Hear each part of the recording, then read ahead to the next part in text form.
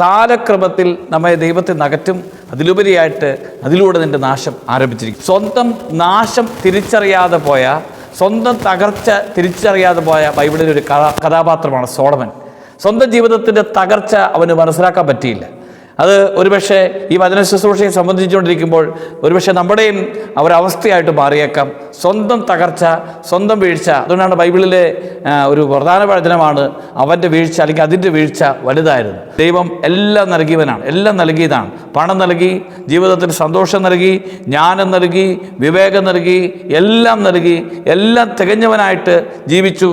കാലക്രമത്തിൽ അവസാനത്തിൽ ദൈവത്തെ നഷ്ടപ്പെട്ട് എല്ലാം നഷ്ടപ്പെട്ടവനായി അവസാനിച്ചു. എല്ലാം നൽകപ്പെട്ടതാണ്, എല്ലാം നൽകിയവനായിട്ട്, എല്ലാം നൽകപ്പെട്ടവനായിട്ട് ജീവിച്ചു.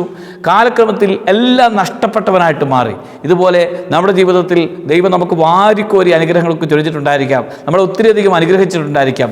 നീ ദൈവത്തോട് വിശ്വസ്തത പുലർത്താതിരുന്നാൽ, നിൻ്റെ ജീവിതത്തിൽ ഈ ദൈവത്തിന് വില നൽകാതിരുന്നാൽ, നൽകപ്പെട്ടിരിക്കുന്ന എല്ലാം നിന്നെ നാശത്തിലേക്ക് തന്നെ എത്തിക്കുന്നതിന് കാരണമായിട്ട് തീരും.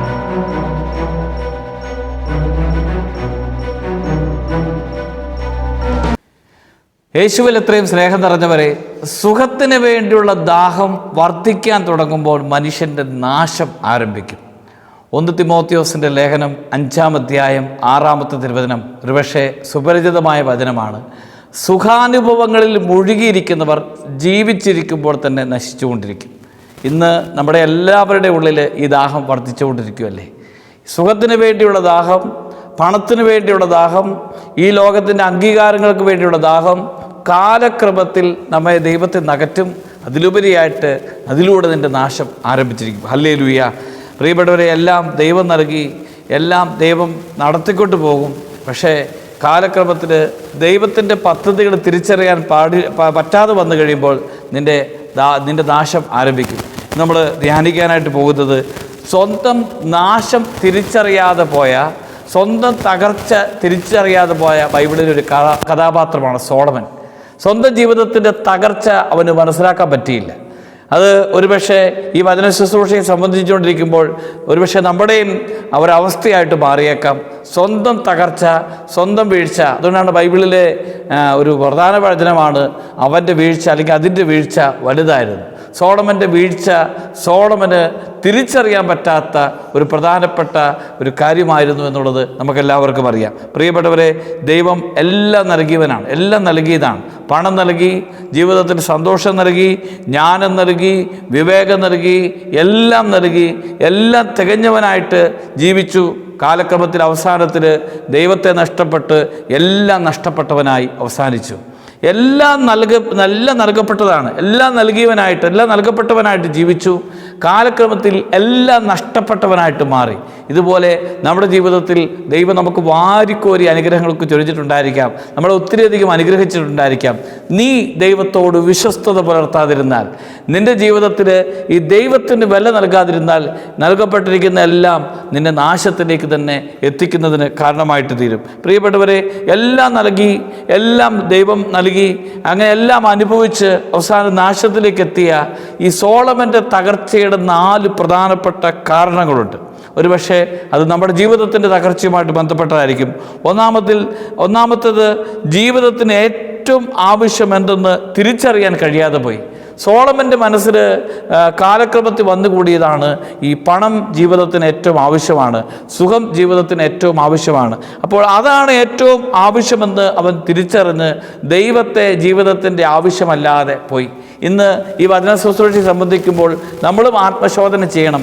എൻ്റെ ജീവിതത്തിന് ഏറ്റവും ആവശ്യമായത് എന്താണ്? നിനക്കിന്ന് ഏറ്റവും ആവശ്യമായത് എന്താ? ഒരു വ്യക്തിയോട് ചോദിക്കുമ്പോൾ പറയും, എനിക്കൊരു ജോലിയാണ് ഏറ്റവും ആവശ്യം, അല്ലെങ്കിൽ സാമ്പത്തിക നേട്ടമാണ് ഏറ്റവും ആവശ്യം, അല്ലെങ്കിൽ ഒരു വിദേശത്തേക്ക് ജോലി കിട്ടുന്നതാണ് ഏറ്റവും ആവശ്യം, അല്ലെങ്കിൽ ഒരു പരീക്ഷ പാസ്സാകുന്നതാണ് ഏറ്റവും ആവശ്യം. ഇത് ഉള്ളിലേക്ക് നിറഞ്ഞു കഴിഞ്ഞാൽ ജീവിതത്തിൻ്റെ തകർച്ചയായിരുന്നു. സോളമൻ്റെ തകർച്ചയ്ക്കുള്ള പ്രധാനപ്പെട്ട കാര്യമാണ്. കാരണം ഇത് തന്നെയാണ്. പ്രിയപ്പെട്ടവരെ, ജീവിതത്തിന് ഏറ്റവും ആവശ്യം ദൈവമാണ്. ദൈവത്തെ ജീവിതത്തിൻ്റെ ഏറ്റവും ആവശ്യമായിട്ട് കണ്ട് ജീവിച്ചില്ലെങ്കിൽ മറ്റുള്ളവ നിന്നെ കീഴടക്കാൻ തുടങ്ങും, മറ്റുള്ളവ നിൻ്റെ അഭിഷേകത്തെ കീഴടക്കാൻ തുടങ്ങും. അതുകൊണ്ട് ഒന്നാമത്തേത്, സോളമൻ്റെ നാശത്തിൻ്റെ ഒന്നാമത്തെ കാരണം ജീവിതത്തിന് ഏറ്റവും ആവശ്യം എന്താണെന്ന് തിരിച്ചറിയാതെ പോയി. നിൻ്റെ ജീവിതത്തിന് ഏറ്റവും വിലപ്പെട്ടത്, ഏറ്റവും ആവശ്യമായത് ദൈവമാണെന്ന് തിരിച്ചറിവുണ്ടായി കഴിയുമ്പോൾ, ആദ്യം ദൈവത്തെ സ്വന്തമാക്കാൻ തുടങ്ങുമ്പോൾ ബാക്കിയെല്ലാം ക്രമീകരിക്കാൻ തുടങ്ങും. രണ്ടാമത്, ദൈവത്തിന് വേണ്ടി ആരംഭിച്ചിട്ട് അവസാനം എല്ലാം നശിച്ച് എല്ലാം തനിക്ക് വേണ്ടി എന്ന നിലയിലേക്ക് അവസാനിച്ചു. ഇപ്പോൾ സോളമൻ്റെ തുടക്കം അങ്ങനെയാണ്. സോളമൻ ദേവാലയമൊക്കെ പണി കഴിക്കുമ്പോൾ എല്ലാം ദൈവത്തിന് വേണ്ടിയാണ് ചെയ്തത്. ആരംഭിക്കുന്നത് അങ്ങനെയാണ്. എല്ലാം ദൈവത്തിന് വേണ്ടി ആരംഭിച്ച് പിന്നീട് കാലക്രമത്തിൽ തനിക്ക് വേണ്ടി തന്നെ അവസാനിക്കുന്ന അവസ്ഥയിലേക്ക് എത്തി. ദേവാലയം, ഇതര സജ്ജീകരണങ്ങൾ, പിന്നീട് ഇങ്ങനെയുള്ള എല്ലാം ദൈവത്തിന് വേണ്ടി തുടങ്ങിയതാണ്. അതങ്ങ് മാറി സോളമൻ കൊട്ടാരം പണിയിക്കുന്നു, സോളമൻ ഏറ്റവും വില കൂടിയ സ്വർണം സ്വന്തമാക്കുന്നു. ഇതെല്ലാം തനിക്ക് വേണ്ടിയായിട്ട് മാറി. ആദ്യം ദൈവത്തിന് വേണ്ടി ആരംഭിച്ചു, പിന്നീട് തനിക്ക് വേണ്ടി എല്ലാം സ്വന്തമാക്കി മാറി. പ്രിയപ്പെട്ടവരെ, ഇന്ന് നമ്മുടെ എല്ലാവരുടെയും ജീവിതത്തിലെ ഒരു പ്രധാനപ്പെട്ട ഒരു പ്രലോഭനം ഇത് തന്നെയാണ്. ദൈവത്തിന് വേണ്ടി എനിക്കൊരു ജോലി കിട്ടിയാൽ ദൈവം മഹത്വമായിട്ട് കാണും, അല്ലെങ്കിൽ എന്നെ ദൈവം അനുഗ്രഹിച്ചാൽ ദൈവത്തിന് വേണ്ടി ഞാൻ ജീവിക്കും, കർത്താവിൻ്റെ വഴിയിലൂടെയൊക്കെ നടക്കും എന്ന് തീരുമാനമെടുക്കുന്ന പലരും കാലക്രമത്തിൽ അവർക്ക് വേണ്ടി ജീവിക്കാൻ തുടങ്ങി. പിന്നെ അവർക്ക് പള്ളിയിൽ പോകാൻ സമയമില്ല, പ്രാർത്ഥിക്കാനായിട്ട് സമയമില്ല, ആത്മീയ കാര്യങ്ങൾക്ക് സമയമില്ല. പരിശോധിച്ച് നോക്കണം, ജോലി കിട്ടിയിട്ടുള്ള ഒത്തിരിയധികം ഭൗതികമായിട്ട് അനുഗ്രഹം കിട്ടിയിരിക്കുന്നവരുടെ ആത്മീയ സ്ഥിതി എന്താണ്? ഇന്ന് അവർ പണത്തിന് വേണ്ടി, ലോകത്തിന് വേണ്ടി, ജോലിക്ക് വേണ്ടി ജീവിക്കുന്നത്. കാരണം ഇതെല്ലാം എനിക്ക് ആവശ്യമാണ്.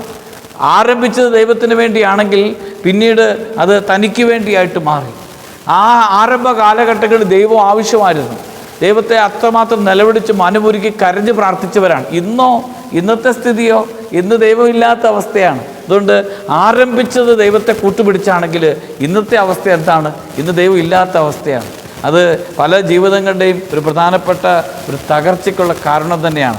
എല്ലാം ദൈവത്തിന് വേണ്ടി ആരംഭിച്ച് അവസാനം തന്നിലെത്തി നശിക്കുന്ന ഒരവസ്ഥയുണ്ട്. മൂന്നാമത്, ഹൃദയത്തെ ദൈവം കീഴടക്കിയിരിക്കുന്ന അവസ്ഥ മാറി.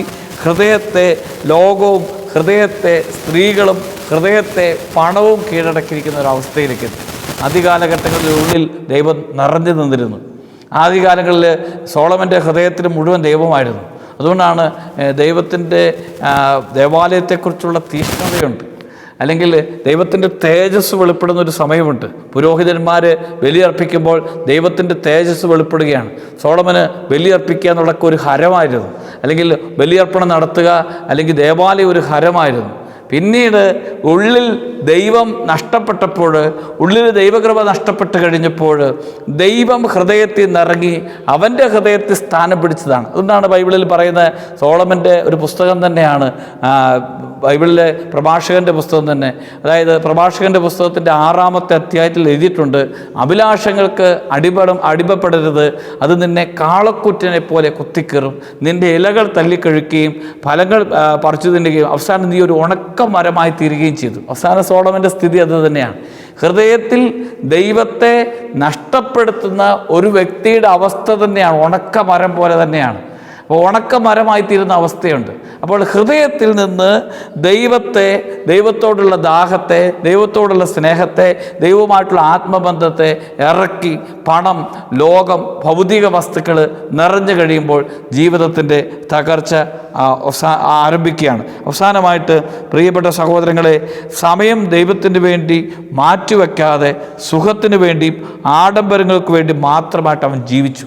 അവൻ്റെ ആദ്യകാലങ്ങളിൽ ദേവാലയത്തിന് ബലിയർപ്പണത്തിനും പ്രാർത്ഥനാ ജീവിതത്തിനുമൊക്കെ നല്ലൊരു സമയം ദൈവത്തിന് വേണ്ടി മാറ്റിവെച്ചിരുന്നതാണ്. എന്നാൽ പിന്നീട് അവൻ സുഖത്തിന് വേണ്ടി, അവൻ്റെ സുഭാഷിതങ്ങളുടെ പുസ്തകത്തിൽ വ്യക്തമായിട്ട് എഴുതി വച്ചിട്ടുണ്ട്. അതോടൊപ്പം തന്നെ രാജാക്കന്മാരുടെ പുസ്തകത്തിലും 1 ദിനവൃത്താന്ത പുസ്തകത്തിൽ എഴുതിയിട്ടുണ്ട്, സോളമൻ വില കൂടിയ സ്വർണ്ണങ്ങളുടെ പിന്നാലെ നടന്നു, നല്ല കൊട്ടാരം പണിയാൻ വേണ്ടി നടന്നു.